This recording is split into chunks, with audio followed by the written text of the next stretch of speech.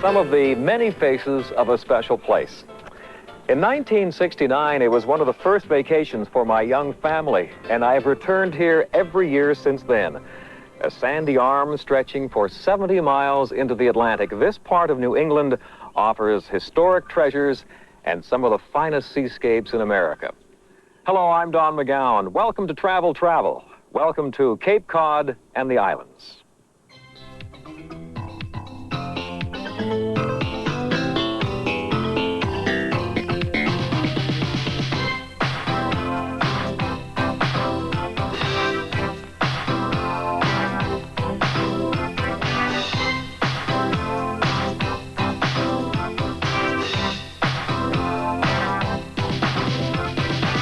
Cape Cod is located on the east coast of the United States, less than 2 hours' drive from Boston, Massachusetts. If you ask a local for directions, you may get something like this. The Cape is an arm in the Atlantic. Upper Cape, Mid Cape, and Lower Cape. That's Provincetown. If you want to get from there to here, well, that's impossible. It seems many roads here are old Indian trails. It's quite possible to double back over familiar terrain. So simply say good morning to the locals and buy yourself a map for $1. First stop, Chatham. I think its unique charm makes it the quintessential Cape Cod town. Because of its location on the Cape, the temperature in Chatham is comfortable year-round, with cool summers and mild winters. I usually visit here during the summer months, but they tell me the seascape is at its finest in October. The town center features a wonderful selection of restaurants, galleries, theaters, and interesting boutiques and shops. Many of them sell distinctly regional crafts, such as whimsical toys and unusual cards made by local artists. From classic Cape half houses to sprawling mansions, Chatham's architecture is indicative of its colonial past and New World influence. Chatham remains unspoiled. It has been spared the overdevelopment that mars other Cape towns. Let's keep it that way. And don't blab that I'm the one who told you about Chatham. Walk along the endless white sandy beaches. Listen to the soothing rhythm of the waves. You'll understand what draws me back each year. Beach parking can be a challenge. Many municipalities require visitors to buy permits. You can pay by the day or purchase a more economical weekly pass. First-time visitors expecting the normally chilly Atlantic Ocean are often pleasantly surprised when they first dip their toes into the water off the Cape. As I discovered with my own children, one of the most popular family beaches is the beach at West Dennis because you can park your car so close to the sea. There's a playground, snack bar, and public toilets.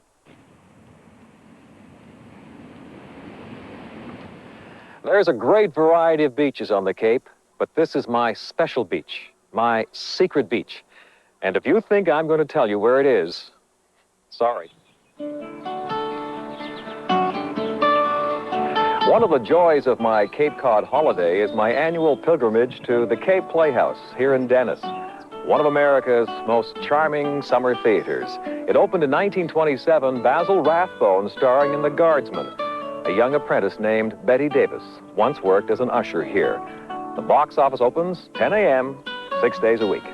In the 1920s, the dream of Playhouse founder Raymond Moore was to bring Broadway to Cape Cod, and that's exactly what he did. That tradition of quality continues.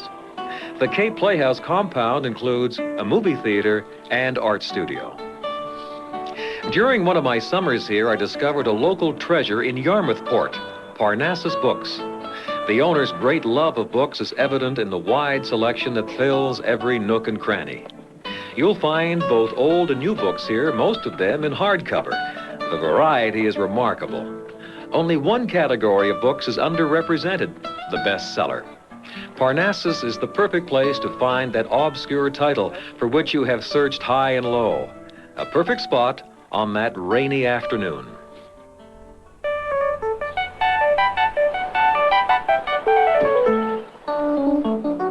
Wherever you are on the Cape, you will find an antique shop nearby. It's a great way to spend a day.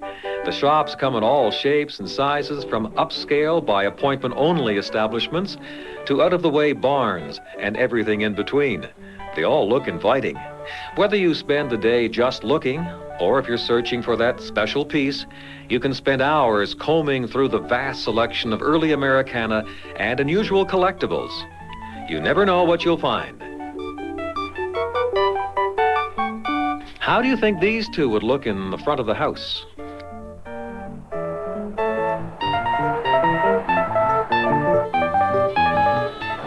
Coming up next, my personal tips on where to stay on the Cape, plus two very different islands, Martha's Vineyard and Nantucket, the former whaling capital of the world.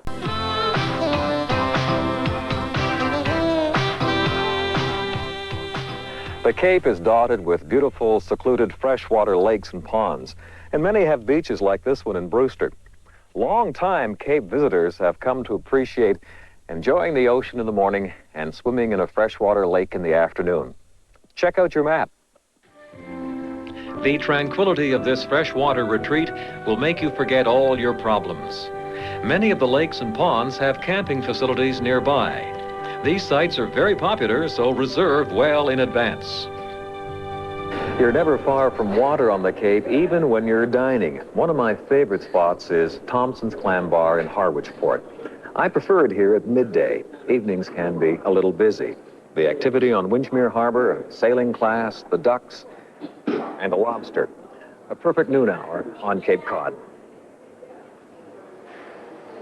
Many residents have long depended on the sea for their survival, much to the benefit of the seafood-loving tourists and natives. Sample the catch of the day: succulent shrimp, cod, haddock, and fresh sole at the local fish markets.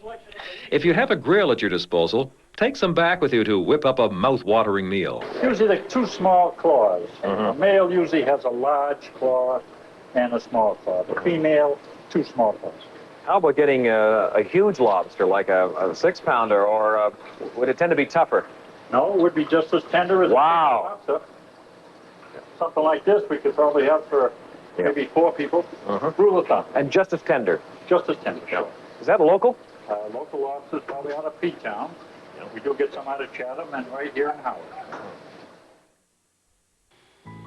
There are accommodations on the Cape to suit every taste and budget. The prices quoted are all high season rates. In Dennisport, owners Stan and Diane will make you feel right at home here at Marine Lodge. They rent 1 to 4 bedroom cottages. They're cozy and clean, each with kitchen facilities and an outdoor grill. There's a swimming pool, playground, and a tennis court. Brewster's Nickerson State Park is a popular choice among nature enthusiasts. There are 420 campsites spread out over more than 1,700 acres. You'll find trout ponds and miles of bicycle paths. But it's a first-come, first-served basis. No reservations are accepted. The comfort of resort living spells vacation paradise for many tourists. Easy living is the rule at the Soundings. This seaside motel features indoor and outdoor swimming pools, as well as a private beach. For the visitor with a taste for history, the rooms at the Old Yarmouth Inn are beautifully decorated with antiques. The inn has been offering fine food and lodging to travelers since the late 17th century. Even in high season, there are enough motel rooms on the Cape to accommodate those visitors who arrive here without reservations. But if you're looking for an historic inn or a housekeeping cottage for a week or more, you must have advance reservations. Check the listings with the Cape Cod Chamber of Commerce.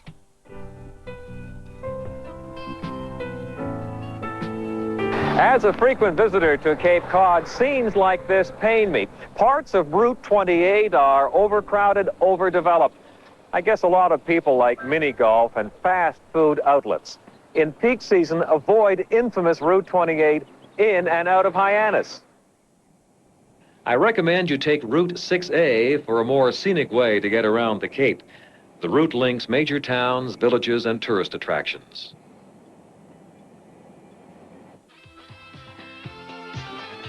Coming up, fishing on Nantucket Sound and riding the dunes.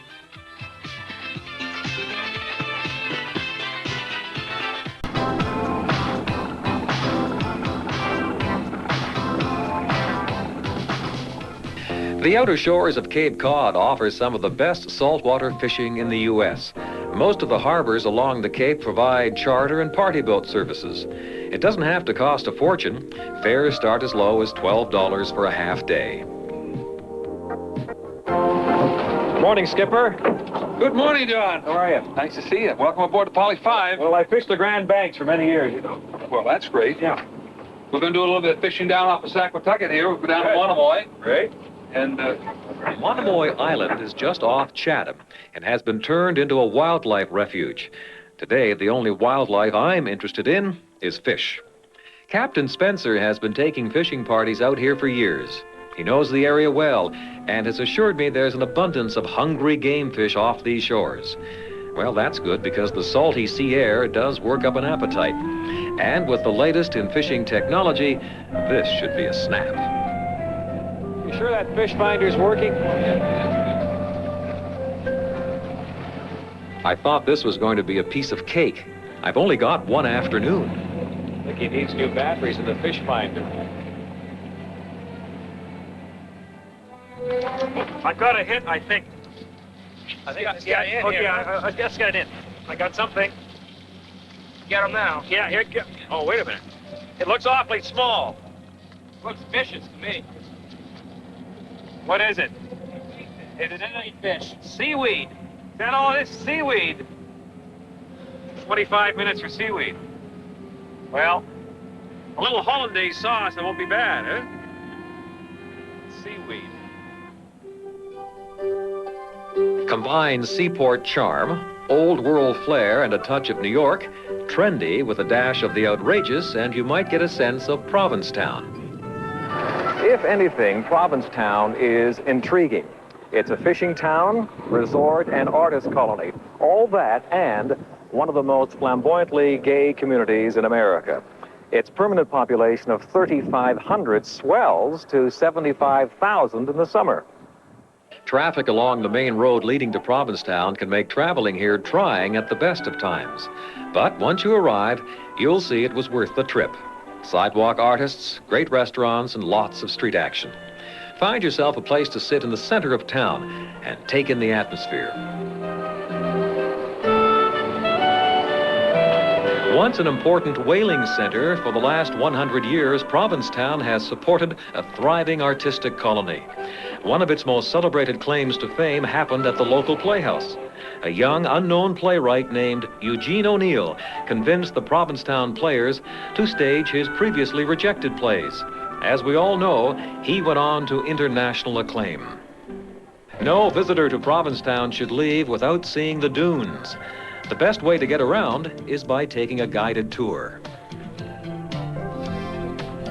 Now, at one time, this was, everybody was allowed out here. You could come out here with anything you wanted to. And you could climb the hills, try to drive up them, drive down them. And the National Seashore came in and restricted the area to only certain vehicles. Us, the park rangers who patrol it to make sure people stay out, the different shack owners that live out here, and the shack renters, and also the shack caretakers. So there's only a certain amount of people that are allowed in and out here. Now, most people see the dunes and they think that it's just going to be all sand and hills, but actually there's a lot of different vegetation out here. All this grass up here is all hand-planted grass. It was planted by the National Seashore. They had volunteer helpers that planted this grass. You can see how perfect the rows are, too. Every direction you look, there's a row. It really holds the sand down because each year when the blades of grass, they die during the winter, they fall down on top of the sand and it creates like a blanket on top of it. Each year we come out here and the wind actually carves different things into the dunes. You never know, there might be a sand dune right there next year, or if this road we might not be able to get up. Coming up next, exploring the solitary beauty of Nantucket. And yes, Virginia, they do grow grapes on Martha's Vineyard.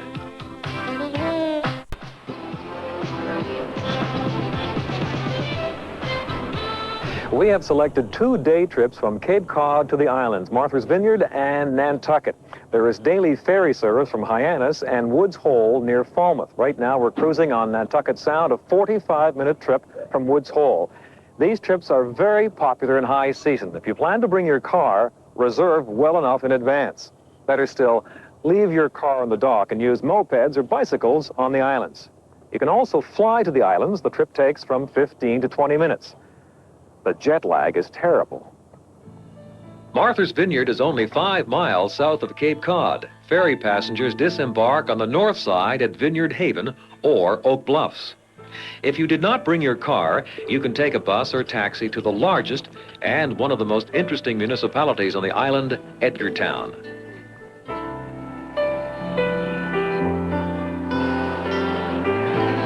You can rent a bicycle or moped here for the day or for your entire vacation. It's the best and often fastest way to negotiate the island's narrow streets. Explore Edgartown's shopping and restaurant district, which faces the waterfront. To fully appreciate this coastal community, do it on foot at least once. Visit the famous old whaling church, which dates back to the glory days of the whaling industry. In 1980, it was given to the Historical Preservation Society and has since been converted into a performing arts center. Many of these well-preserved homes once belonged to the great whaling captains of Edgartown. In fact, islanders believe it was one of their own who proved to be the inspiration for Melville's Captain Ahab. This is a sight you will get used to seeing on the island. Over the years, artists recreate these picturesque streets lined with their beautifully maintained homes.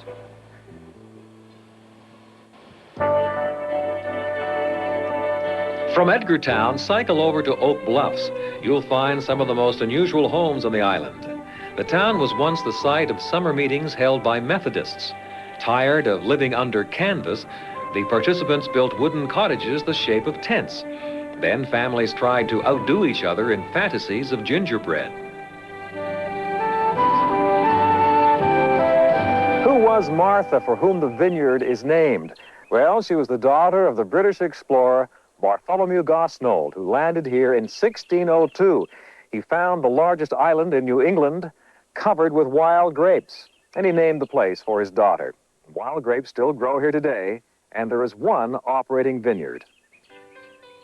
Chicama Vineyards are right in the heart of the island, near West Tisbury. Here you can get a detailed explanation of how wine is made on the island. This is a Swiss-made filtering machine, and what we do is we put a series of filter pads in between each of the black plastic plates. Put a coarser pad here in the beginning and more fine. The vineyards and winery are open to the public from mid-April through September. Free guided tours are available each day. You can pick up a bottle to take home with you as a souvenir of your visit.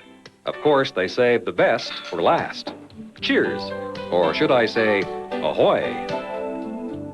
Chappaquiddick Island is a short ferry ride from Edgartown. This is the place to be to escape the frenzy of shopping and the crowds. Because of its size, you can easily cycle around it. Make sure you pack a picnic lunch.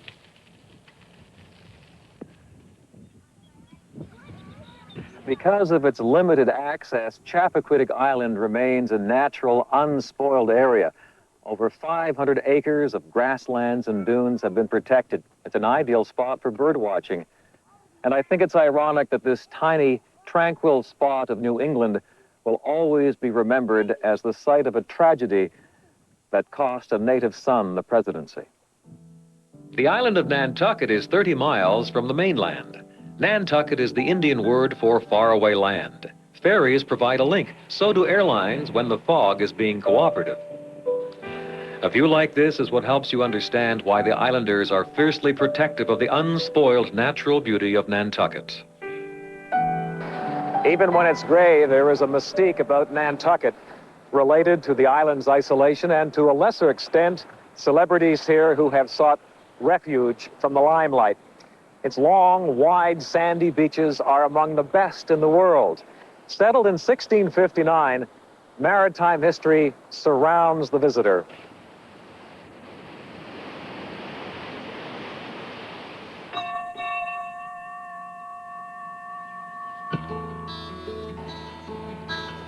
The whaling industry brought prosperity to this town, most notably during the early 18th century, and nowhere is the industry better documented than at the Nantucket Whaling Museum. Visitors can see original whaling gear, ship replicas, and its most impressive exhibit, a jawbone that rises 2 stories high. Norman Melville in Moby Dick wrote, "What wonder then that these Nantucketers, born on a beach, should take to the sea for a livelihood." For 100 years, Nantucket was the whaling capital of the world, and that heritage continues. But today, we watch the whales. When you're here, take the time to sign up for a whale-watching cruise. Simply ask for Captain Ahab.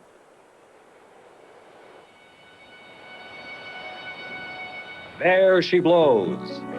That was once the call that signaled the start of the hunt. Today it means whales are in sight. Now that whales no longer have to fear predators, you would be amazed at how close they will approach the boat. There are usually naturalists aboard to answer any questions you may have about these fascinating creatures. The excursions are popular with tourists of all ages. They run for a half or full day, and many tour operators will guarantee you a sighting. After a winter's work, the salt air of New England has great restorative powers. Good place to be. The lobster is tasty, there are antiques to consider, and that book I started in December I will finish here.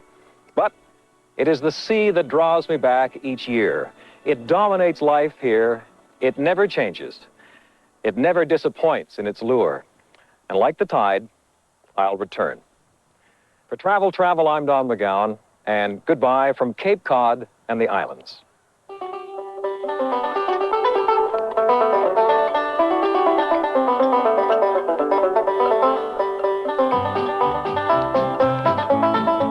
The new music looks at the magic of Cirque du Soleil and the international success of Extreme, tonight at 5 on City. The Electric Circus is next.